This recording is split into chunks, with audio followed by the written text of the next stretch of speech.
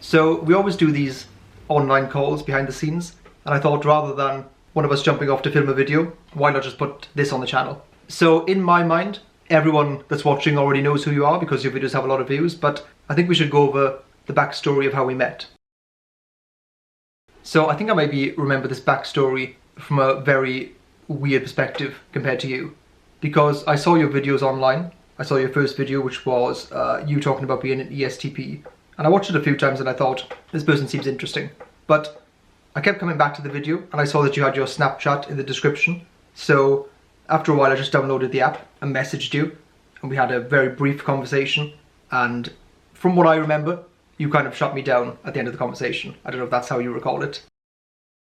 Yeah, I do remember sending a video or a snap, which is my first ever snap. I mean, I've never downloaded that app before until I wanted to message you, so it was a first for me. And I felt like you were basically saying, you know, thanks for reaching out, goodbye. Like you have loads of people reaching out from there, which I imagine you did. Oh, but did you know that you sending a video response to my video to you is very uncommon? I often do that to people, but people will type back. Well, I had no awareness of the Snapchat etiquette, so, you know, I didn't have a clue what I was doing, to be honest. I just knew that you had one video on your channel, which, what was the channel called before it was called Love Lou? Was it just your name? I think so, wasn't it? Yeah, I was trying to think of this the other day, but whatever the channel was called, it was just your name and maybe one video, and I was thinking, this video is really good, it's got a lot of views, there's not many ESTPs around, like why haven't you made more? So I was like, let me reach out to this person, there's something about this person, some kind of charisma or something, I didn't know what it was, to be honest. And I thought, I just felt compelled to tell you to make more videos. So at the end of that first conversation I said, by the way, I can be very persistent, which probably came across as very weird at the end of like the first conversation we had. Because I thought, I'll leave the door open here for me to come back and try and get her to make videos again, basically. I don't know if you picked up on that little, you know, tactic I used. Well, you've told me the story often enough that I probably misremember how I felt in the moment. I don't remember. Well, I've got a lot of pride in, I feel like that tactic worked out very well in retrospect. Because I figured I'd arrested you again in the second conversation and you just be like, yeah, delete this person or block this person. Like I went in there with the aim of trying to, you know, get you to do something, and I just ended up, well, we realised that we were very into the same things, same people to listen to, same books. So it started off as basically just talking as friends for quite a while, to be honest. And every now and then I would say, you know, definitely make 4 videos. And at some point, and this has been a trend in our sort of partnership from the start, I'll keep saying do this, do this, do this, and then you'll basically call my bluff, kind of. So you said, if we're going to make videos, why don't you take up editing? And whenever that happens, I'm like, okay, bye, you know, gotta go. That's too much effort. So at some point you told me that, and I kind of thought, okay, well, I guess I've been telling this person to do them for so long, it would look a bit like, you know, I'm just copping out if I didn't try it. So I downloaded editing software and tried it. We did a video way back when, I think it was like some kind of camping trip that you did, and the video was great, the video footage was great, but my editing was so bad that we didn't use it. And then at some point we decided, why don't we just go with what's worked so far? We're both interested in personality types, let's just talk about that basically. So that's how it started off. That's my recollection of it anyway. I don't know if you have any, you know, alternative views. At that point, like, I had wanted to do YouTube videos for a while, but just the whole process of what goes into doing YouTube was so daunting to me. And I know I believe in fate and you don't, but I kept just comforting myself, when the student is ready, the teacher will appear. And then I remember which house I was cleaning when you again reminded me, you were like, you should do some videos this weekend. It was on a Friday. And I was like, wow. Huh, if I actually believe that when the student is ready, the teacher will appear, then I need to trust it. And I remember asking you, and I was nervous. I was like, if I ask him to edit and he doesn't want to, like, he'll probably just disappear out of my life. But I was nervous to ask you, and then you didn't turn it down right away. Like, I don't think you responded right away. Yeah, so I remember kind of being strong-armed into it, if I'm being completely honest. So I thought, okay, I should step up here and try and get it to work. And I don't actually remember what the first video we released was, like, as a, you know, duo. I know that when I go back and look at it, something was wrong with it because it doesn't quite fit the, you know, the video size. But I remember it doing quite well when we started off as well. And that sort of was the beginning of a period where you were in the videos and I was editing, and we were doing, I think maybe from the start, I don't know if we agreed from the start, but very soon after we started, we were doing 3 videos a week, which in retrospect is like unbelievable. Like that was completely relentless on the same days as well. Yeah. Like how did that feel for you, doing 3 videos a week? Because it seemed very natural, to be honest. Yeah, I mean, it's felt good. I mean, it's felt, I will say, like the entire process, well, up until a period, which you'll get to that point in your story, but it just felt very natural. Like it was fun. I loved doing it. I revolved my life around coming up with video ideas and filming. And I do think that the one thing that I've always really enjoyed, and I still do, is you and I's relationship. I love working together on projects. So, I mean, it was a lot of work and we were working a lot, but it was fun. I think the nice thing about it is, on a platform like YouTube, you end up learning so much. You feel like you're getting skills all the time, even like kind of intangible skills, like the ability, even like the willpower to just say, I'm doing a video today. I have no idea what it's going to be about, but I'm going to do one. That kind of stuff. Like I think that me and you, skill-wise, are in a much better position than when we started by a mile. Oh, for sure. Also, do you remember when we had like under 200 subscribers and we would get together on our little chats and strategize who we were going to reach out to and what we were going to do? And I remember us laughing at ourselves, and we still do this, being like, we take ourselves so seriously for how tiny we are. Oh yeah. But still, no, we definitely have like, you know, delusions of grandeur. I felt like it was a full-on war campaign to get from like, you know, 70 to 71 subscribers. Also, that first 1,000 subscribers, I don't know if it's the same for, obviously some people take off and go into the millions straight away, but I'd say they probably are in the minority of cases for YouTube. The first 1,000 subscribers felt like, I don't know, an eternity. But also, it felt like a really big deal. Like that felt like more of a big deal than maybe anything else, I would say. No, I think that reaching 20,000 subscribers to me felt like a real milestone, because I remember when we were really tiny, like below 500 subscribers, I remember you talking about when you might be comfortable telling the people in your life that there's a YouTube channel, and you said, I feel like 20,000 subscribers is a respectable number. Even now still, you know, I don't think there's ever a number where you feel 100% comfortable, because like you just said, we take ourselves so seriously, like too seriously, and we put so much effort into it, you know, and someone's like, how many subscribers you got? And I'm like, oh, just like 10. It is very embarrassing. But that's also a nice thing about YouTube. That's like an intangible trait. It's like you kind of have to, you can't really hide. Like you can't pretend you have more subscribers than you do, unless you like, I guess unless you hide the number. So you have to just be upfront, like, I love doing this thing.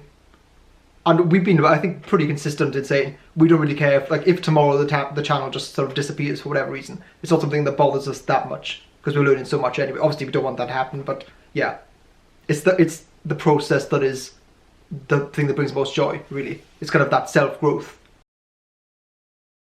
Okay, so this channel has had kind of like eras or phases, quite distinct ones as well. Do you know how long that period lasted for when we were doing 3 videos a week? Because, I mean, 3 a week feels like a lot, but that felt like it went on for months and months. But maybe it was shorter than that. It was 7 months that we were on the channel. I should actually just say, just from a strategic perspective, the reason we decided that 3, I don't know exactly when we decided, but in my head the reason was that we wanted to cover all the personality types. We wanted to basically have enough room in the week to experiment with different kinds of videos. And if we just did 1 a week and the video didn't do very well, and we don't mind that, but we also want to grow the channel, so it would be, the growth would be so slow if we had 1 video a week and we knew that it wasn't going to get good views. So there was no room to play, really. There was no room to cover personality types that get less views. So 3 videos a week was a lot of pressure on ourselves, which we delivered on, which was cool. But I think it actually, that was the most important growth phase in the channel, because that was just like workhorse mentality. I would not be able to do 3 videos a week, and the fact that you did it and I was editing made it so much easier, because you didn't have to think about the stuff that kind of bogs you down, and I didn't have to think about the worrying, expending energy in that amount. So then there was a point where basically you disappeared from the channel. Then I was suddenly on the channel, and a lot of people were thinking, hang on a minute, we subscribed to see her, we're interested in her. I've heard about you behind the scenes editing. I don't want to see your face though, you know, what are you doing in front of my face? So there's a few narratives floating around. about what happened. One is that I killed you and took over the channel. I'd like to think that this is evidence that that didn't happen. And you've been in a lot of videos since then. The other is that you kidnapped me when I came to visit, and I've just been working in your basement since then, basically. I feel like you have a very active imagination. Also, you put those narratives out there, so... I may have stoked the flames of those narratives, yeah. So there is actually a very cool story about why I left the channel. We were very... I think one of our issues has been that we can be quite secretive sometimes about things. So it just seems like mysterious things are happening because we don't tell people. The real story that happened is that, to our shock, and when I think back to this, I'm still like, that's just... I can't believe that's happened. That's just a mind-blowing thing. Someone reached out to you from a production company, then they basically wanted you to be in your own TV series. What happened from your perspective? Because I'm a bit vague on when it first happened. I remember you telling me, but when I first heard it, I must have been like, that can't be true. I must have not believed it, so I can't really remember exactly when you first told me. I got an email from a production company and saying, I found you on YouTube and I have an idea for a TV show. And the sign off was like a very reputable production company that has shows on TVs, like on nice. Yeah, I mean, the first thing I did was like typed in their name, are these people real? And they were very real. Right, but so I didn't believe it. I was like, why? I mean, But anyway, so I immediately screenshotted it and I sent it to you and Frank James, and I was like, okay, this is for sure a troll, right? And both of you guys looked it up and got back with me, and both of you were like, well, it looks interesting. Email the guy back. Yeah. And so I emailed him back and we immediately set up a call. Well, okay, let me step back a little bit as well, because I've always thought that you had some kind of like, I think star quality is the phrase that I would use. Maybe it's the charisma or something. Like the fact that I even reached out to you, like that is such an unnatural thing for me to do, to like download an app. Snapchat, I was like, Snapchat is for like, kids. Why am I downloading this app? Because you had in the description reaching out to you. So I kind of believed it myself, but when you like someone and you're like friends with someone and you know them, you kind of, maybe you give them qualities that they don't have and you kind of exaggerate things. So when that production company reached out, I was like, oh, okay, that's what, I'm not the only person that sees this. The subscribers that watch you, people that view you, like there is something there. So that was kind of a nice, it felt vindicating, because I was always going on about, you need to put yourself out there more, you've got something, blah, blah, blah. And seeing that happen, although it was, your thing, I felt like some ownership over it, because it was even one of the videos where I was like, let's just throw this video out. I can't remember exactly which one it was, but it wasn't even a highly viewed video. It was something you did on a whim. You just stood in front of a camera and started talking, and then the production company reached out. So for a while, we knew it was happening, but you were still on the channel. I think that might have lasted for maybe a month or two. Like it was like there were rumblings of something happening, but nothing was official yet. Then eventually, I think they sent over a contract or something, or things got serious and official, and they said, it's highly likely, it wasn't confirmed yet, but it's highly likely that you can't stay on the channel. There's a contract you signed that meant that you can only be involved in the kind of stuff associated with the TV show, basically. They didn't want you to have like multiple identities up there, which is quite logical, really. So we got to the point where contractually you couldn't be on the channel. And we were thinking, we love this channel, but also we see it as kind of an investment, a long-term investment. I mean, who knows what we could do with this channel in the future. We felt like we knew the people in the audience, it had a lot of potential. So we were like, you're contractually obliged to not be on the channel, so how do we keep it going? And then one night on a video call, kind of like this, you had, at the time, a very crazy idea for me to go on the channel. It just made sense because, I knew the kind of content, we'd have been involved behind the scenes together, and I'd be on the channel like once, maybe. Can I say from my perspective? Yeah, so please do. I remember having the idea, and you had never wanted to be on the channel before. Like, I think, and I mean, I think that this quality is true about you. I think that you like to make things run, and I think you like building things, but like the idea of being in front of the camera, I don't think that you had ever, I had always had to push you to be on camera before. And so I remember having the idea, and again, it felt like the same thing as when I suggested that you edit. I was like, oh no, he's gonna turn this idea down. But at this point, I already knew that the way that you usually don't turn down ideas immediately. Like, you usually think about them, and I was like, let me throw this out there. This is the best idea I've ever had.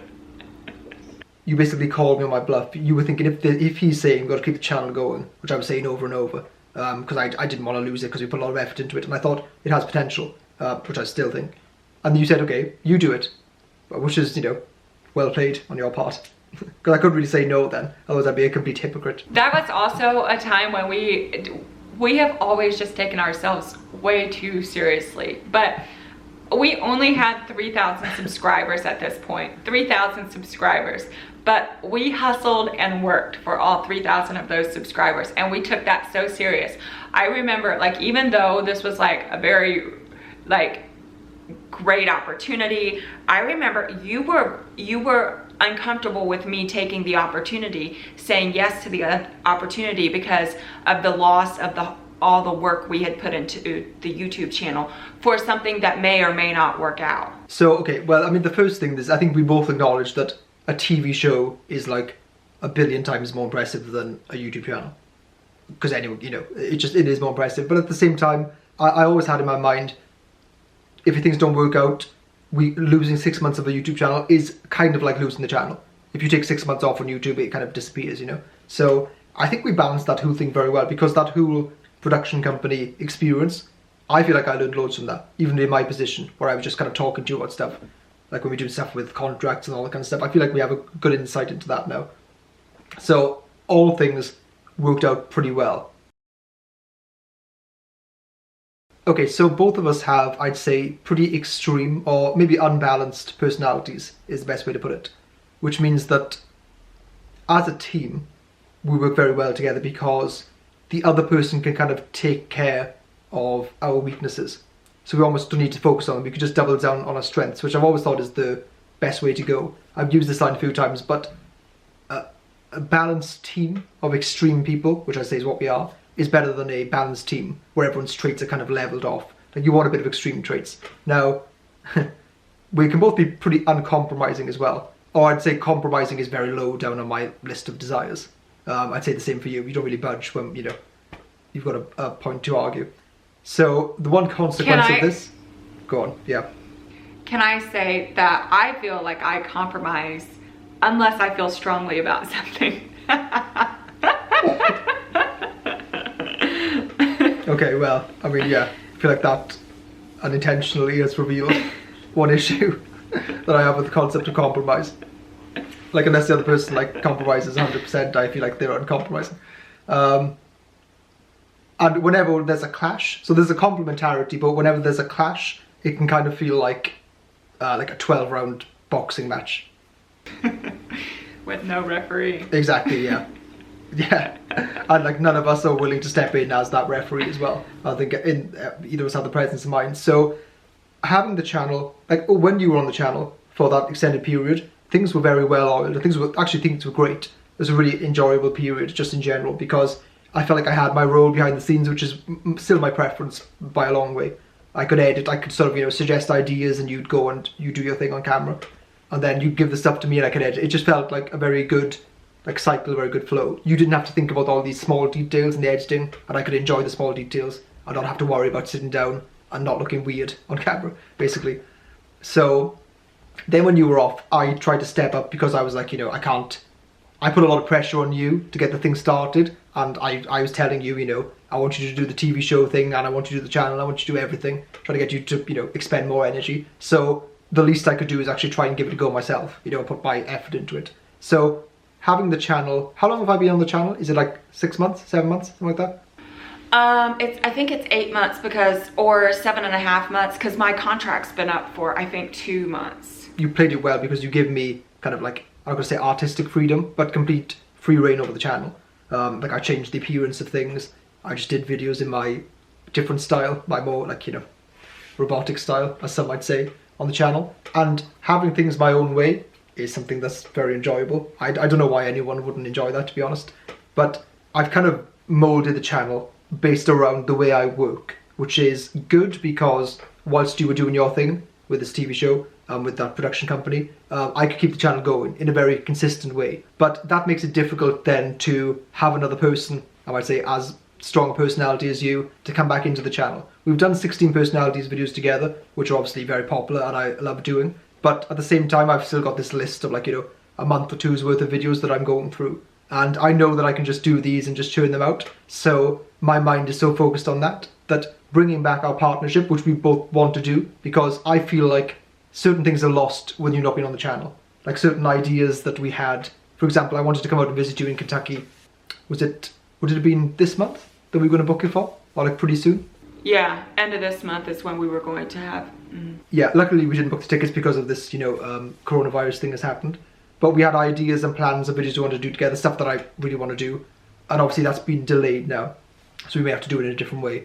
Yeah, well, and also, I mean, with you, my idea for you being on camera, because I so enjoy you, like you are kind of a, as we've talked about, I don't consider either of us to be extremely balanced people, but I mean, I think that I find you to be extremely interesting. So I was very excited for you to get on the channel, for people to get to know you, but you hide yourself pretty well. And if there would be something that I think that people would enjoy, I think that I might be able to bring to the table, if you and I figure out how to work together in a way that brings this forth, is I would love to let people see a little bit more of you and your personality and I don't know, and your quirkiness. Okay, so we've been talking even behind the scenes of this video, and we're going to end up talking for ages now. So I feel like asking people to subscribe, but why would you watch this video if you haven't already subscribed? That would just be the weirdest thing ever. But if you're one of those people that watches our videos regularly and doesn't subscribe, firstly, say 2 Hail Marys and an Our Father, and also subscribe.